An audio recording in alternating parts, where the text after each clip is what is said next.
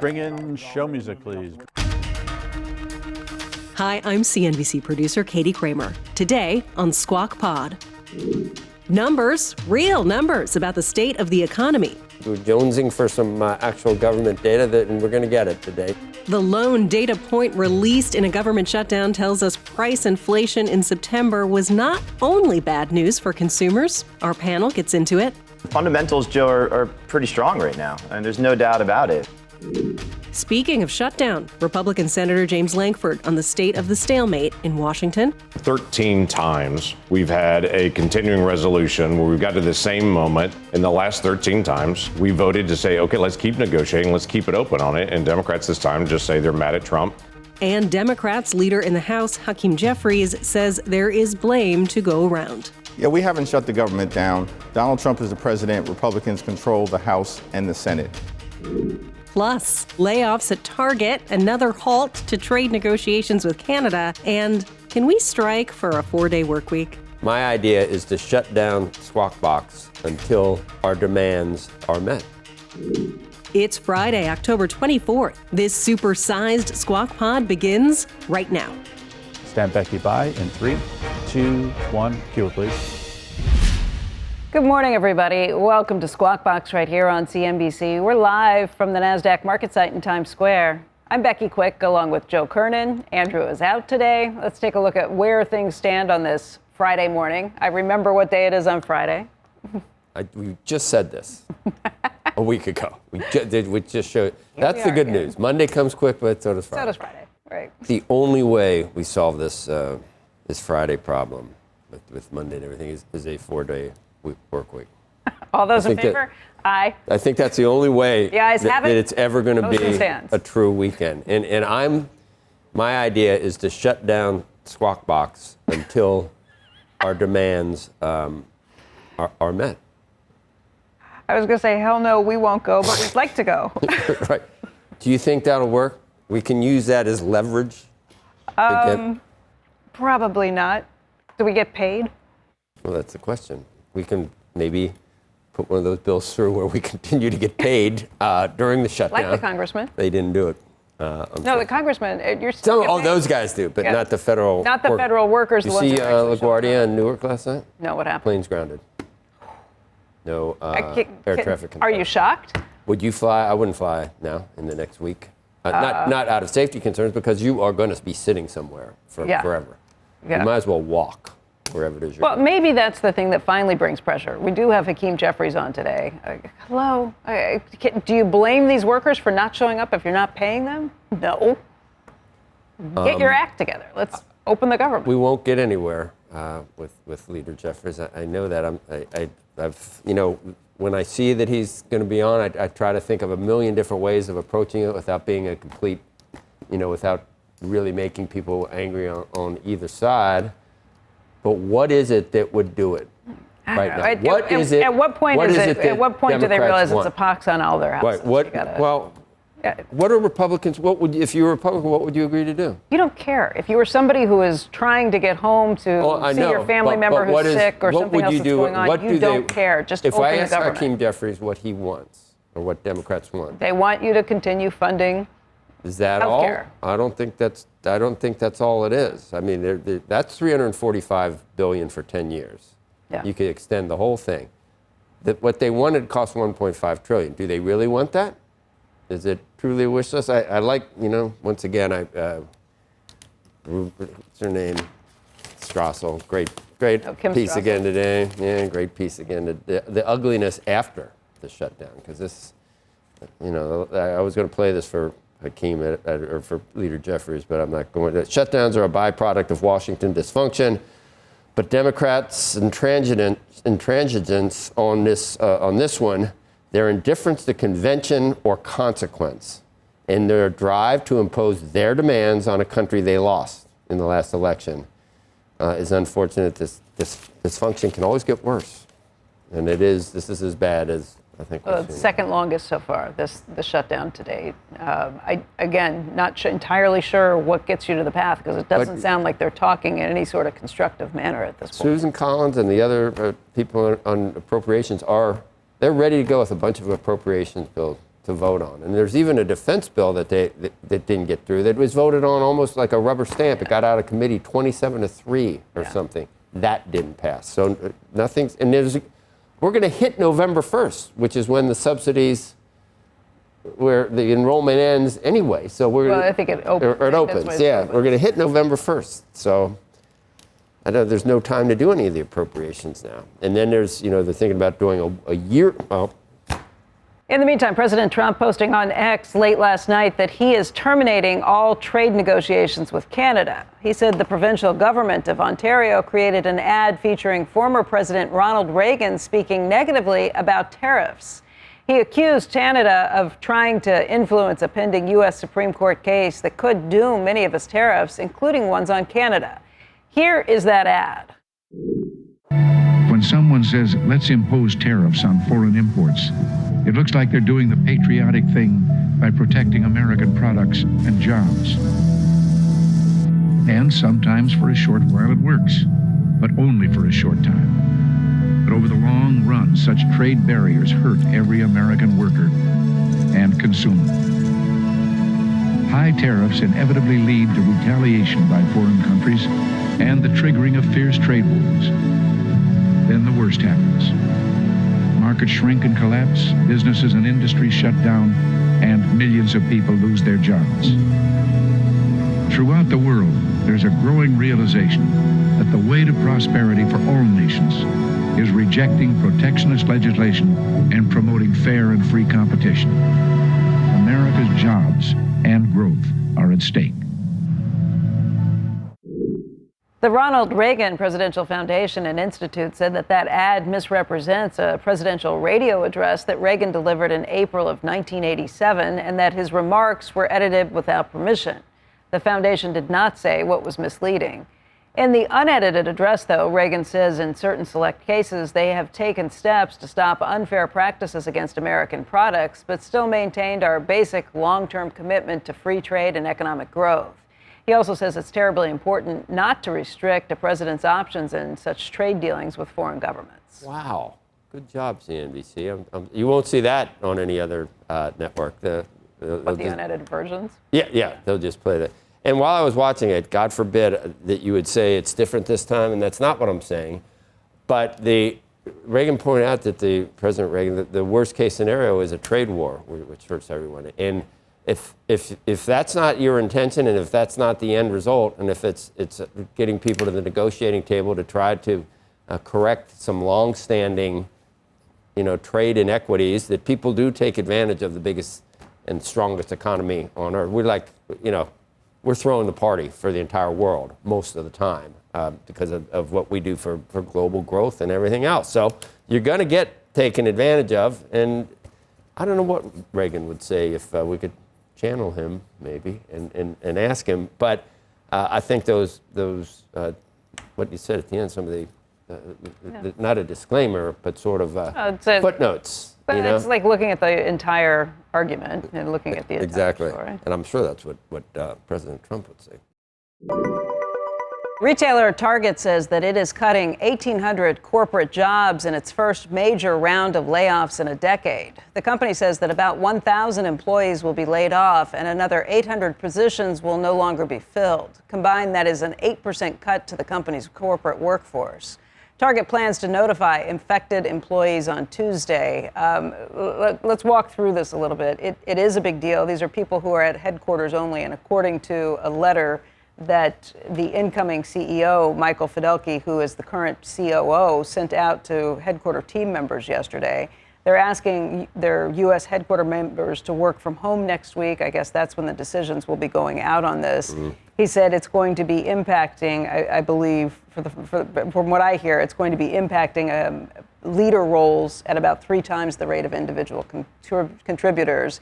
It is probably a necessary step that they are taking at this point. If you look back at this stock, right now you can see the 1 month up by 7.3%. But if you look back for the year to date, 3 months it's down 10%. Year to date it's down significantly more, almost 30%. If you look back over 5 years, the stock is down even more over that time period. So over 5 years, this company has struggled since it first took off after the pandemic, down 40% over the 5 years. When the announcement was made back in August that Fidelki would be taking over, the stock dropped once again because Wall Street was looking for an outsider to come in and really shake things up. These are some significant moves he is taking before he even becomes CEO. It's not due to become the CEO until February of next year. But he says, that these are things that they have to be doing at this point. It does come with some other changes that they're trying to make pretty quickly because, again, there's a lot of pressure on him to make changes very quickly to hopefully soothe the concerns on Wall Street. Whether it's going to be enough is a big question. But they're doing other things, too. They're going to be returning to New York Fashion Week. They've got the exclusive midnight release of Taylor Swift's new album, The Life of a Showgirl. They have partnerships with Netflix for the final season of Stranger Things. A lot of different things, investing more than $4 billion in the shopping experience this year, whatever that means. But these are all things that they are trying to do quickly because the street has had such a bad reaction to the idea that this was not going to be someone from the outside who would make significant changes. Fifth season of Stranger Things are so strange now. But I read that. It's in the 10-point. Yeah. That's what my immediate thought was. 18. I mean, it's a big company. Okay. Yeah. 1,800 Positions corporate ahead. types, like 8%, my that is feeling 8%. about management. Well, and I thought you would most of the time. appreciate the idea that it was 3 times at the leader position. No, given what's happened to the company, I would have got those 18. Even if I was going to keep those positions, you got to go. The 1,800 we're talking about that orchestrated what happened in the stock. We'll hire a new 1,800, but then you think, how could you possibly need? I don't know. It's a big company, but it immediately reminded me, and someone mentioned. Like a movie no one saw that you were in, Wall Street 2. But in Wall Street 1... Yes, you're trashing it yesterday. I was like, yeah, I was in that movie. I still get checks for that movie. Even you couldn't save that movie. But in the first one, during the Greed is Good speech, and Michael Douglas, does stuff now for Tunnels to Towers. I love him. I loved his character in an evil sort of way, Gordon Gekko. It was Teldar Paper. And he was walking around and he said, there are more than 300 vice presidents sitting here in this room. It was a shareholder meeting, all making more than X amount of dollars a year. None of them have any idea what they're actually doing. All they're doing is using Teldar Paper to send each other memos, and that's all I can figure out what they're doing. And it reminded me of 18, so that they're superfluous, 1,800 middle managers. How Not can just you middle need managers, but 1,800? Yes, well, look. I mean, it's a big company, but they're just selling stuff, right? Off of, You can look like at toilet paper. You can look at a lot of companies, and there's probably hairdryer. a lot of bloat. And that's been what the Trump administration is saying about the government. There are probably a lot of corporations. And this is in the private sector. So all right. Anyway, it's going to be interesting to see how this plays out, interesting to see how the street takes to it, because, again, he's the chief operating officer right now. He's not the CEO until February, but these changes are coming from him. And we will see how the company reacts, how the performance reacts, how the street reacts to all of it. Tease will be next. Up next, it's here, the long-awaited and delayed monthly inflation reading, the Consumer Price Index. Furloughed government workers called back to the office to prepare this key report. Wall Street is watching those numbers. And Oklahoma Republican Senator James Lankford joins us on set with his diagnosis of the government shutdown standoff. What do they want? It depends on who you ask. There are some that are in the Democrat Senate that would say they're never going to vote for a single extension for anything because they need to show their resistance to Trump.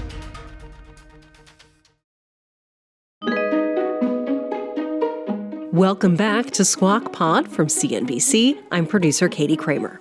The government shutdown, now the second longest in history, has delayed most economic data points. But the September Consumer Price Index was released today after the Bureau of Labor Statistics, part of the Labor Department, called workers back in to calculate the inflation data. Now, that data is needed to determine the annual cost of living adjustment for Social Security beneficiaries. And it also comes ahead of next week's meeting of the Federal Reserve's rate-setting committee. The Fed is data-driven. What's it to do when there is no data? CNBC's Rick Santelli broke out the numbers on our TV broadcast this morning with Joe Kernan and Becky Quick.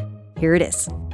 Here's our late but coming out September read on the Consumer Price Index. Headline number up 0.3, 1/10 cooler than both rearview mirror and what we were expecting. And if we look at the stripping out of food and energy known as core, it comes in also a bit less than expected, up 0.2. We were expecting up 0.3. Our last look was up 0.3. Here's the Moneyball numbers. Year over year, 3%. And even though it's less than the 3.1 we were expecting, it's hotter than 2.9. And after all, it's got a 3 handle. And if we look at CPI year over year ex food and energy, it also comes in at 3%. We're also expecting 3.1, but last look was 3.1, so it cooled a bit. So we're seeing interest rates move down and stocks move up. You may be asking why. An easy answer, because it's less than expectations. Is it less than the Fed's target of 2%? No. Which, in my opinion, that fact will rise above all the issues of the day at some point. But yes, we do see rates moving a bit lower. Ultimately, this is a very important number because the market, without any data points, has been pretty much viewed on the notion that the labor market is slowing, and that really is a good thing if you're looking for the Fed cycle to continue its rate cuts. Now, how does this figure in? I can't speak for Fed officials, but if you really have an agnostic view and you look at these numbers, the last thing you think about is we're closing in on the Fed's target. Joe and the gang, back to you. In a nutshell, that's exactly what people said leading up to this, Rick. It's going to be higher inflation, but it's not going to be high enough to cause the Fed to change any of its plans. My theory is, my epiphany is that the only honest metric we're getting about the U.S. economy now, in my opinion, is the stock market. Because I think all the professionals, I think they look at many things through the prism that's affected politically. And I think a lot of the weakness that we see showing up comes from surveys. And now I have a huge mistrust of surveys. All right. Thank you, Rick Santelli.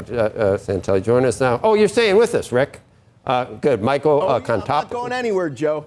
All right. Good. Michael Contopoulos, Richard Bernstein Advisors, Deputy Chief Investment Officer David Seif, Nomura Chief Economist for Developed Markets. All right, gentlemen, who wants to start? So this is probably, David, this is probably about what you were expecting, is it not? Yeah, it's even a little bit softer. And so that's great news for the Fed in terms of their ability to cut in October, which didn't really seem that much in doubt, but also to follow the dot plot in December. You've had some people on the Fed who are on the more hawkish side of things who've since September pushed back on what seemed like a dovish shift.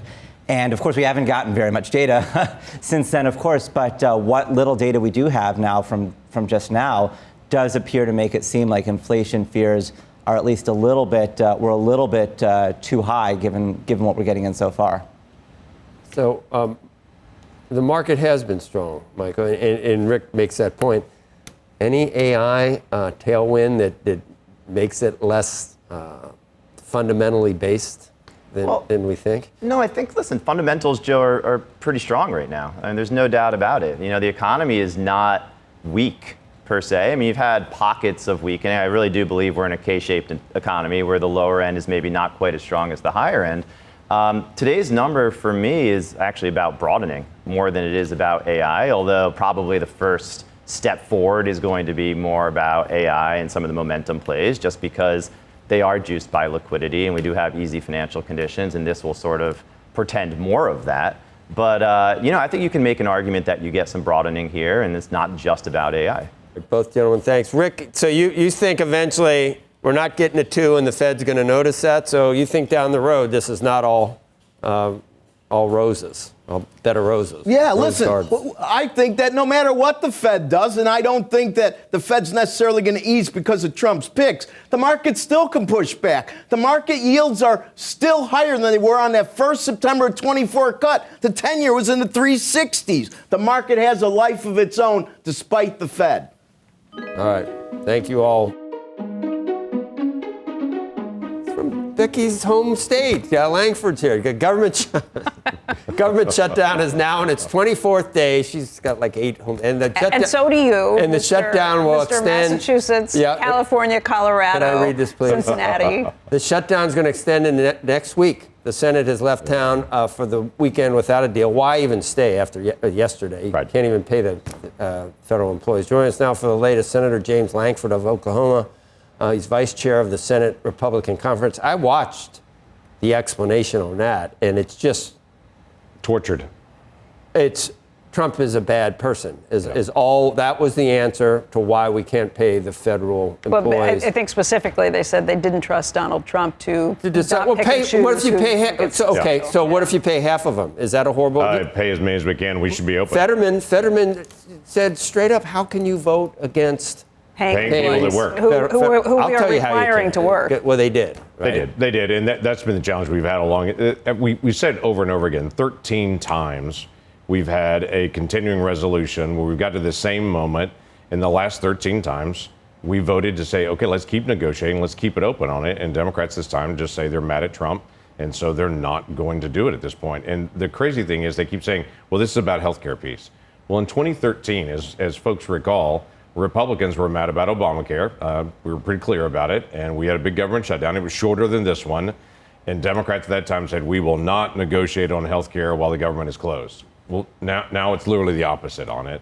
That we're saying we're not going to negotiate on healthcare. Healthcare is incredibly complicated. You can't do it while people are not getting SNAP benefits, people are not getting paid, air traffic controllers aren't getting paid. Well, you can't sit there and say, we'll do this little tweak and that's going to be enough. It's not enough.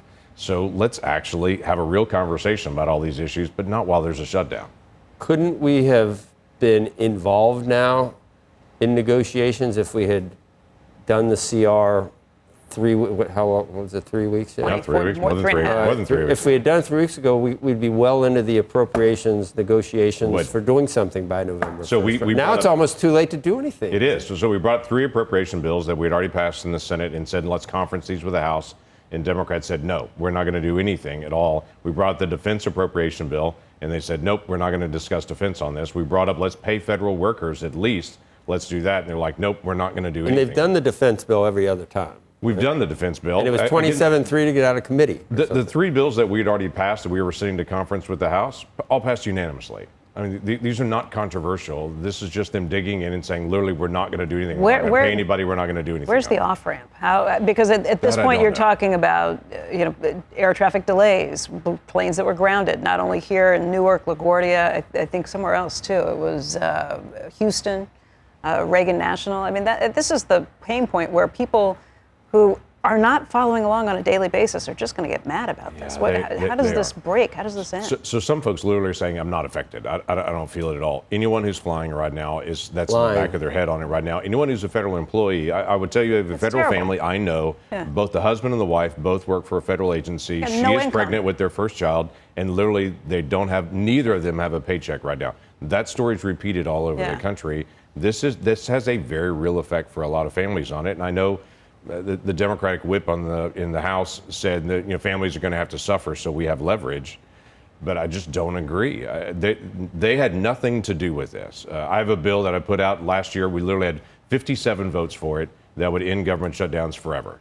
Just take it completely off the table. So that's the right way to do it, so nobody has this correct. leverage. It's a total disarmament on it, so we can't do it. And it's very simple. It just says if we get to the end of a fiscal moment like this, and we'll have another one like it, we have an automatic continuing resolution that kicks in, but members of Congress can't travel. We're in session 7 days a week. There's a vote scheduled every single day, and you can't do any other bill other than appropriations.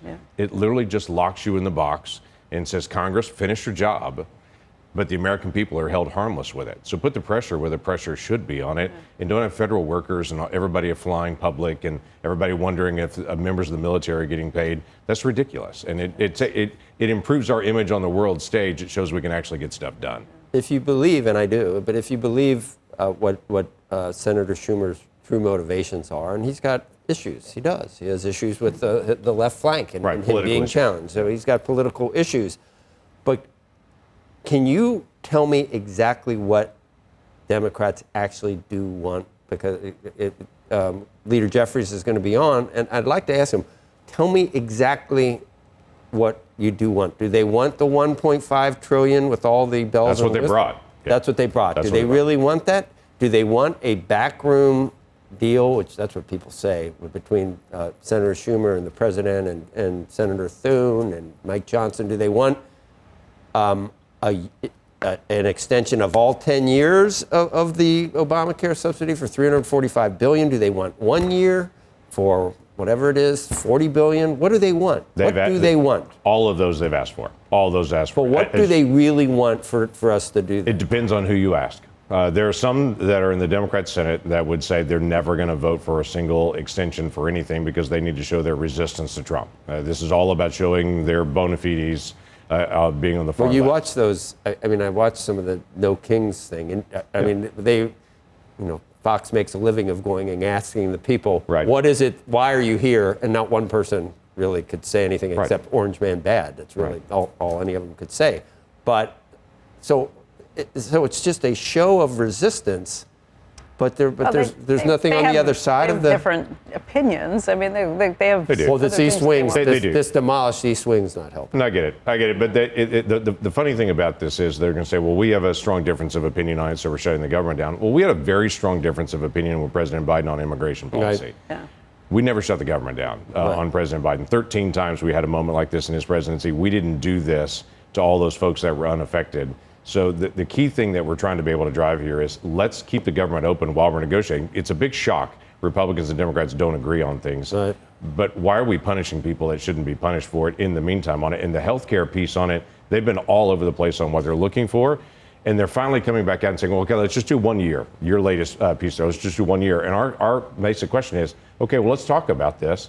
In my state, the Affordable Care Act and all the folks that are on that healthcare program over the 6-year period, the premiums went up 200%.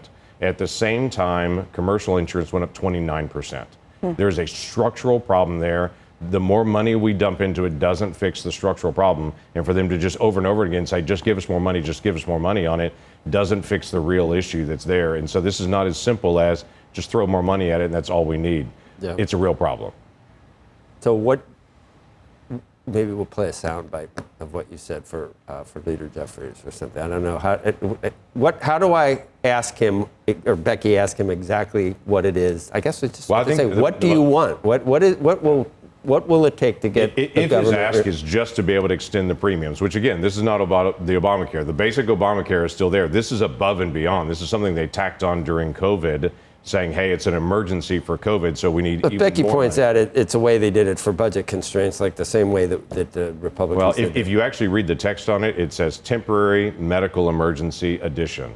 But it helped with the budgeting too. Correct on it. But yeah, it was a thing they had, but it expired at the end of this year. So I think the key things is there fraud in the program, on the bottom part of the program? Because there's no doubt there is, that money is going to insurance companies, to people that don't even know they have the policy. How would you attack the fraud? I mean, do you hire more federal workers? The most simple way to be able to do that is to be able to put a premium cost at all, even if it was a $20 premium. When it's a zero premium, an insurance company can contact somebody and say, you want free coverage on something. They sign them all up for it. They don't even know they have it. They don't use it. We have a very high percentage of folks that don't use that low income stuff. So put some kind of premium on it. Is $20 a number you'd actually agree with? Not negotiating with Hakeem today, but I would say, yeah, there has to be something that's there. So it's not just a zero piece. And even the Obamacare original wasn't a zero. Yeah, that was added during COVID to be able to do that. The other end of it is they've got folks that it's uncapped on the top. Yeah. You've got people well in excess of 400% of poverty that are getting subsidies. You've got folks that make $150,000 a year that are getting Affordable Care Act subsidies. Well, that would tell me it's actually not affordable. So we don't want uncapped on it. We definitely don't want fraud on the bottom of it. I would tell you, a lot of Republicans are saying this was designed to be able to go around HIDE protections, the way that it was shaped as a tax credit piece going to insurance companies, so that they could have elective abortion funding going into this fund without it having to hide protections. That would be one of those other issues. Say everything else has hide protections. Why did you create something intentionally to be able to go around it? And then we got to deal with the real root cause on this. Why is the Affordable Care Act, why is that particular thing on the marketplace 200% increase in commercial insurance, 29% increase? What was the time period on that? 6-year time period, 2013 to 2019. That's just in my state in Oklahoma. Yeah, in Becky's state. Yeah.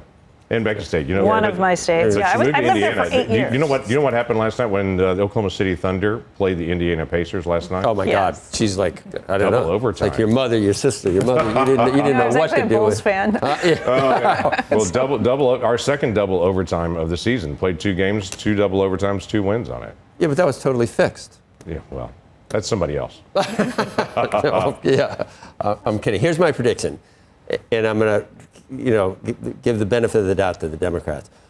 next time it's either Wes Moore or Josh Shapiro or Gretchen Whitmer. So I'm picking like the reasonable ones. If there ever is a president, they're going to love that ballroom. And they're going to bring people in from Europe, and they're going to say, look at our ballroom, look at this beautiful place, and they're going to love all, you know that's going to happen. You know, the Truman balcony was added. In fact, Truman gutted the whole White House.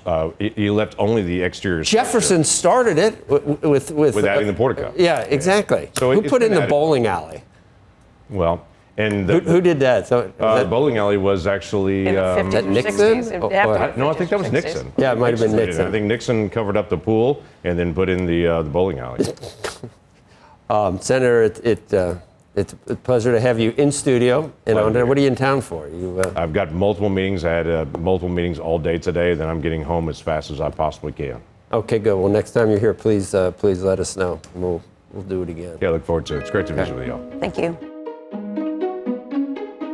All right, President Trump just posting on Truth Social, Canada cheated and got caught. They fraudulently took a big buy ad saying that Ronald Reagan did not like tariffs when actually he loved tariffs for our country and its national security. Canada is trying to illegally influence the United States Supreme Court in one of the most important rulings in the history of our country. Canada has long cheated on tariffs, charging our farmers as much as 400%. Now they and other countries can't take advantage of the U.S. any longer. Thank you to the Ronald Reagan Foundation for exposing this fraud. Make America great again. This is in reference to something we showed earlier in the program. President Trump has canceled trade negotiations and the deals that they've struck with Canada at this point because Ontario took out an ad using Ronald Reagan, a radio address that he did when he was president, and they edited it to some extent, but basically it was Ronald Reagan saying that he was a proponent of free trade and that tariffs were bad for the country. They did not put in some of the additional things he said, talking about where he would use them periodically for areas of national defense, but not in the broad use that the Trump administration has used to this point. But he also did say that the executive office the president should have the ability to negotiate these things without being held back. So they're inevitably bad for jobs in the country because they lead to trade wars. Right. I mean, he did say for defense, but I would think that could be broadened to strategically if we've been on the receiving end of unfair, the WTF or whatever the hell it is. WTO. We can't count on WTF. Something else. Oh yeah, that's right. WTO. The World Trade WTF. Organization, not the what the. WWE. I think I meant. Not that either. No. We can't count on them to solve all the international. They've dinged China for quite a while. It's never been really effective. Next on Squawk Pod, after more than 3 weeks of shutdown, lawmakers are still circling the same sticking point, healthcare. House Minority Leader Hakeem Jeffries stands firm. We extended the Affordable Care Act tax credits in 2022 for 3 years. The program is working. It's providing health care to tens of millions of people in an affordable way, and it should be continued. We'll be right back.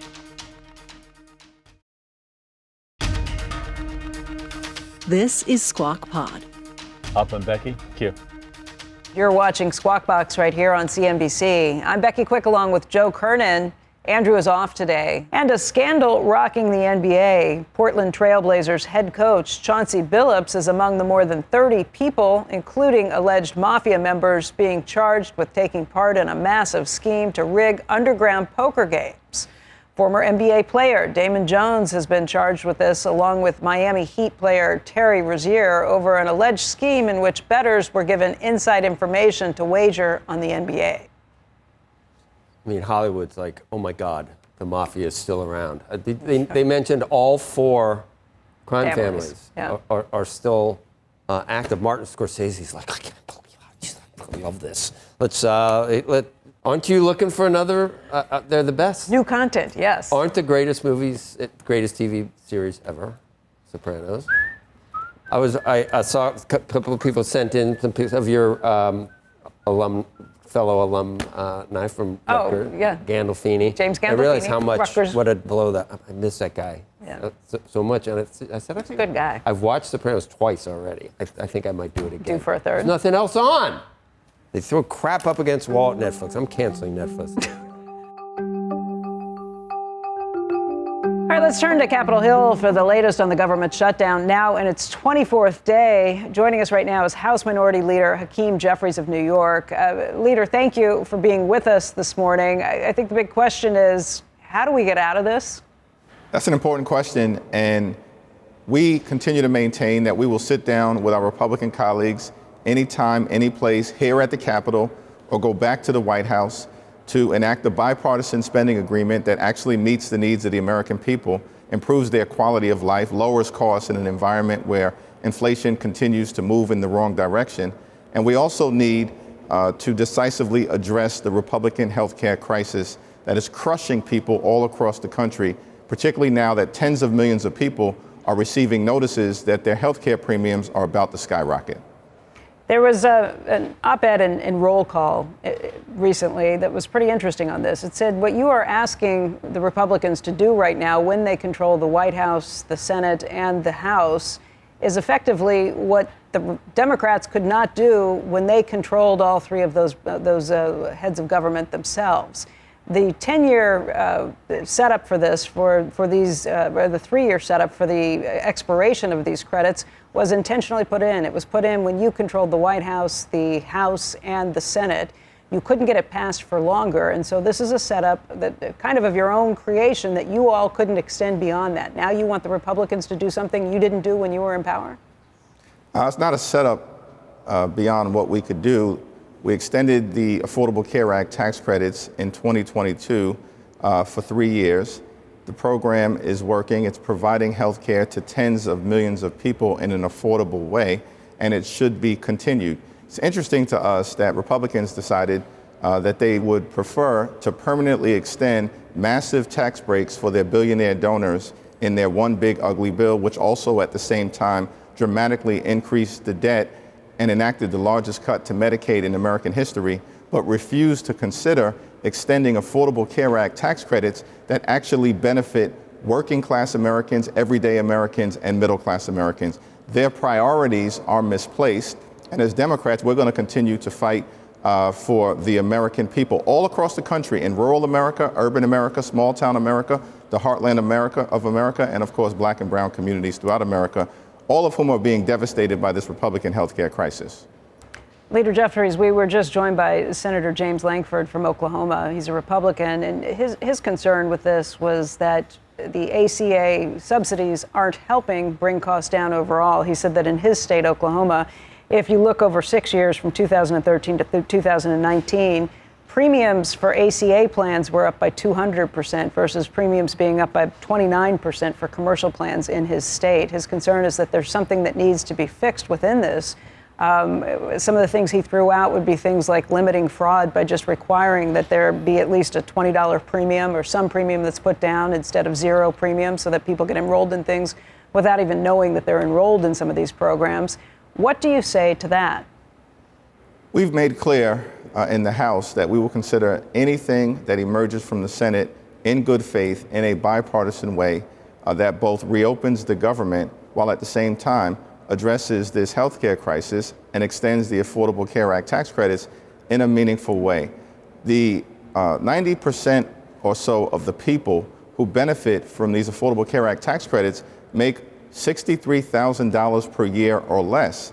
And a significant number of small businesses and entrepreneurs across the country rely upon the Affordable Care Act tax credits in order to provide health insurance for themselves and for their families. So this is an issue that needs to be addressed. In fact, we know that red state residents actually are disproportionately higher represented in terms of the Affordable Care Act tax credits than any other part of the country. And so we're fighting for the American people here, and hopefully we can find a bipartisan path forward. It's such a complex issue, Leader. And what we're seeing now with the shutdown, some real effects starting to happen, I guess. And that's where people just separate out all the points that you're making right now about what's wrong with the healthcare system and when and how you fix it. And when you're able to have those those discussions and those negotiations. And maybe it shouldn't be done, by shutting using leverage, which shuts the government down, where you don't really have time to do it effectively. This is what Senator Lankford, just talking about history, this is what he said when Republicans were going to do it about Obamacare. Well, in 2013, as folks recall, Republicans were mad about Obamacare. We were pretty clear about it, and we had a big government shutdown. It was shorter than this one. And Democrats at that time said, we will not negotiate on health care while the government is closed. Well, now it's literally the opposite on it. That we're saying we're not going to negotiate on health care. Health care is incredibly complicated. You can't do it while people are not getting SNAP benefits, people are not getting paid, air traffic controllers aren't getting paid. Well, you can't sit there and say, we'll do this little tweak and that's going to be enough. It's not enough. So let's actually have a real conversation about all these issues, but not while there's a shutdown. And I think it's possible, Leader, that Republicans all feel that way, and we're just going to be stuck here until some really bad things happen. Yeah, we haven't shut the government down. Donald Trump is the president. Republicans control the House and the Senate. And what we've repeatedly made clear is that we would not support a partisan Republican spending bill that continues to gut the health care of the American people in an environment where Republicans already enacted the largest cut to Medicaid in American history. Hospitals, nursing homes, and community-based health centers are closing because of Republican policies in their one big ugly bill all across the country. Medicare is facing a $536 billion cut at the end of the year unless Congress acts, again connected to the one big ugly bill. And now Republicans are refusing to even consider extending the Affordable Care Act tax credits when open enrollment starts on November 1st. This is a now issue. But Leader Jeffries, you kind of conflated a spending bill with a clean CR. It's only 24 pages. It keeps the government open at this point. And the House passed it. It's ready to go. The Senate has it. I know that the Republicans control everything, but you know how the filibuster works. And God forbid Republicans, fold on the filibuster, because it'll be used, both parties will use it against the other. It's one of the last safeguards that make the Senate different than the House. And the only reason the Senate can't do it is purely because of Democrats. And you had one of your colleagues in the Senate say, this is the only leverage we have. People are going to get hurt.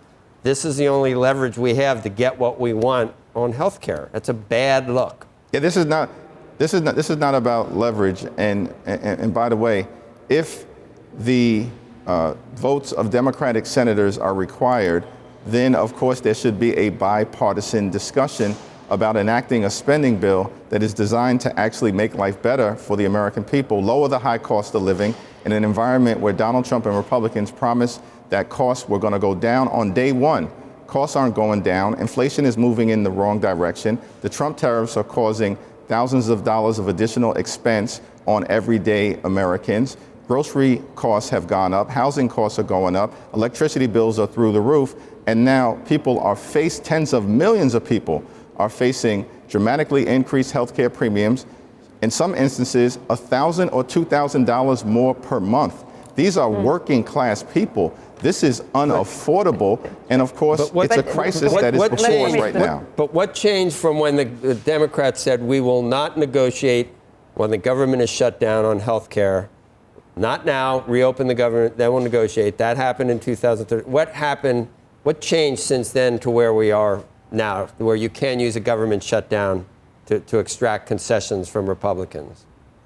We are not using a government shutdown to extract any concessions. We want to reopen the government immediately. Donald Trump has refused to meet with Democrats over the last 24 days. He spent more time on the golf course than he has actually talking to Democrats on Capitol Hill. He's found time to demand that the Department of Injustice give him $230 million in taxpayer money. He's found time to bail out a right-wing wannabe dictator in Argentina with $40 billion.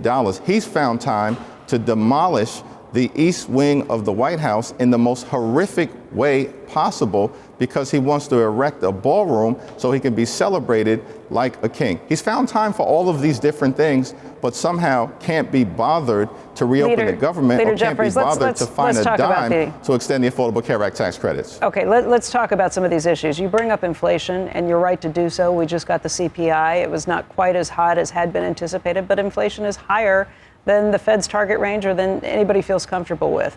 The problem is inflation is often caused by government spending. Additional government spending is not likely to get it to the point where we are going to see less inflation out there.